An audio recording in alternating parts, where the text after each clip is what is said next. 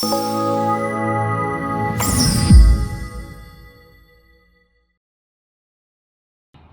పేరు అల్తాఫ్ అహ్మద్ అండి, షాగల్లో. గత ప్రభుత్వంతో పోల్చుకుంటే కూటమి ప్రభుత్వం విధానం ఎలా ఉందండి? గత ప్రభుత్వంతో పోల్చుకుంటే గత ప్రభుత్వానికి ఆకాశానికి దీనికి ఉన్నంత తేడా కనిపిస్తుందండి. ఈ తక్కువ 6 నెలల కాలంలో గత ప్రభుత్వానికి ఈ ప్రభుత్వానికి ఎంత మార్పు ప్రజలు బాగా గమనిస్తున్నారండి.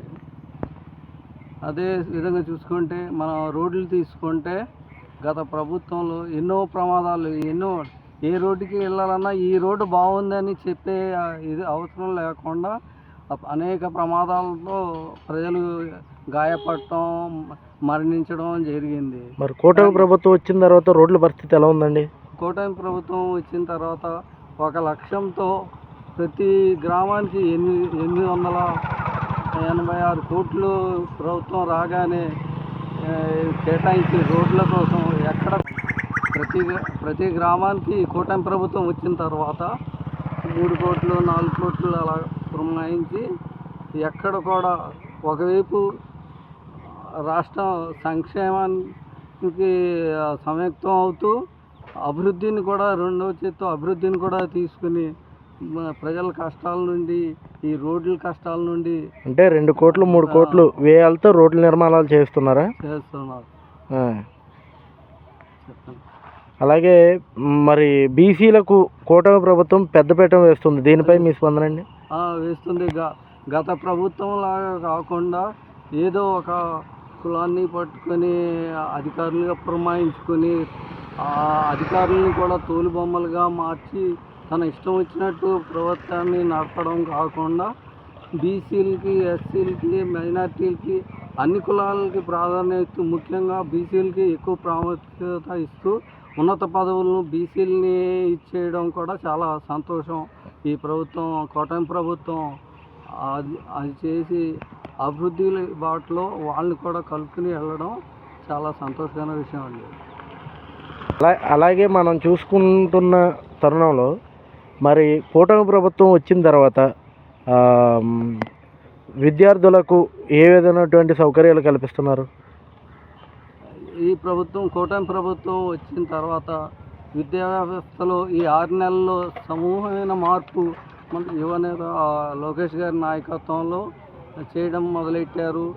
రెండోది విద్యార్థులు, కాలేజీ విద్యార్థులు ఎవరు తన దృష్టికి ఏ సమస్య తెచ్చినా వెంటనే స్పందించడం, విద్యా వ్యవస్థను మార్పు చేయడం, ముఖ్యంగా మన ఇంటర్ పిల్లలను కూడా నిన్నటి నుండే మధ్యాహ్న భోజన పథకాన్ని అమలు చేయడం, ఇంకా విద్యార్థికి కావాల్సిన సదుపాయాలు ఎక్కడ అవసరం ఉందంటే అక్కడ సదుపాయాలని వెంటనే ఇచ్చేయడం. ఇదే కాకుండా ఆయన మంత్రిగా ప్రమాణ స్వీకారం చేసిన తర్వాత ఒక దివ్యాంగులైన విద్యార్థులకి ఏదో కష్టకాలం వస్తే దాన్ని ప్రత్యేకంగా శ్రద్ధ తీసుకొని ఆ విద్యార్థుల భవిష్యత్తుని కాపాడిన గొప్ప ప్రభుత్వం ఈ కూటమి ప్రభుత్వం. దానికి లోకేష్ గారికి ధన్యవాదాలు చెప్పుకుంటున్నాను. అదేవిధంగా చూసుకుంటే కూటమి ప్రభుత్వం వచ్చిన తర్వాత పెన్షన్దారులకు ఏ విధమైన లాభాలు కలిగినాయి? కూటమి ప్రభుత్వం వచ్చిన తర్వాత ఎన్నికల ముందు ప్రకటించిన విధంగా సాగదీసి 5 సంవత్సరాలకి 250 పెంచుకుంటూ కాకుండా ఇచ్చిన మాట ప్రకారం కూటమి ప్రభుత్వం 1000 రూపాయలు పెంచి ఆ 1000 రూపాయలు ఏరియాస్ 3000 కలిపి మొదటి నెల నుండి 7000 రూపాయలు పెన్షన్దారులకి ఇచ్చిన ఆ రోజే వాళ్ళకి పండగ చేసుకునే విధంగా ఈ కూటమి ప్రభుత్వం చేసింది. ఇంకా సంతోషకరమైన విషయం ఏంటంటే అది వితంతు పెన్షన్ల విషయంలో భర్త పెన్షన్ తీసుకుంటూ చనిపోతే మళ్ళీ ఆ స్త్రీ మళ్ళీ కొత్త పెన్షన్ శాంక్షన్ అయ్యే వరకు వెయిట్ చేసే విధంగా ఉంది. ఆర్థిక కష్టాలకి ఎన్నో ఇబ్బందిగా మారేది. కానీ ప్రభుత్వం వచ్చాక మన చంద్రబాబు నాయుడు గారు డిసెంబర్ నెలలో ఇచ్చిన జీవో ప్రకారం ఏంటంటే భర్త పెన్షన్ తీసుకుంటూ చనిపోతే వెంటనే ఆ పెన్షన్ భార్య పేరు మీద మరుసటి నెల వచ్చే విధంగా చర్యలు తీసుకున్నారు. ఇది పేదవారికి ఎంతో లాభదాయక విషయాన్ని కోరుకుంటున్నాను. మళ్ళీ నెక్స్ట్ ఏ ప్రభుత్వం రావాలని కోరుకుంటారు? ఖచ్చితంగా మళ్ళీ కూటమి ప్రభుత్వం రావాలని ప్రజలు కోరుకుంటున్నారు. ఇంత తక్కువ సమయంలో ప్రజల్లో ఒక ప్రభుత్వం మీద ఒక మంచి అభిప్రాయం కలగడం అంటే మామూలు విషయం కాదు. అది ప్రజల్లో స్పష్టంగా కనిపిస్తుంది.